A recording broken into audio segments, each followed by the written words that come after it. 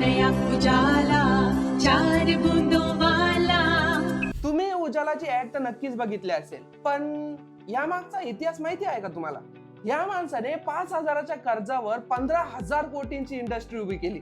MP Ramachandran यांनी 1983 मध्ये उजालाची सुरुवात केली आणि आज व्हाईटनेस फॅब्रिक म्हणून त्यांचे मार्केटमध्ये 84% शेअर्स आहे. पण ज्या वेळेस ते मार्केटमध्ये आले, ऑलरेडी रॉबिन ब्लू मार्केटमध्ये डॉमिनेट करत होता. मग तुम्ही विचार करत असाल की एका तुटलेल्या अकाउंटंटने इतक्या मोठ्या मल्टीनॅशनल कंपनीला कसा हरवले? 1980 मध्ये रामचंद्रन यांनी रॉबिन ब्लूला समजून घेतले आणि त्यांच्या हे लक्षात आले की रॉबिन ब्लूचे प्रोडक्ट इतके चांगले नव्हते.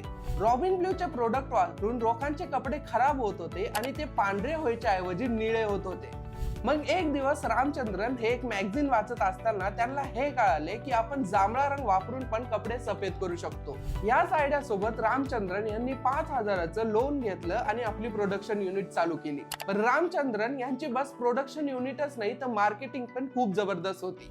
यांनी आपल्या मार्केटिंगचा वापर करून गृहिणींना टार्गेट केलं, ज्यामुळे त्यांना एक सिंपल मेसेज पण ठेवावा लागला आणि ही ऍडव्हर्टाइजमेंट त्याचाच एक नमुना आहे. ही जिंगल इतकी फेमस झाली की आज पण जर तुम्ही भारताच्या कोणत्याही 3 घरात गेले तर तुम्हाला तिथे उजाला सापडेल म्हणजे सापडेलच. अशाच इन्फॉर्मेटिव्ह व्हिडिओसाठी या व्हिडिओला लाईक करा आणि जार ॲप मराठीला फॉलो नक्की करा.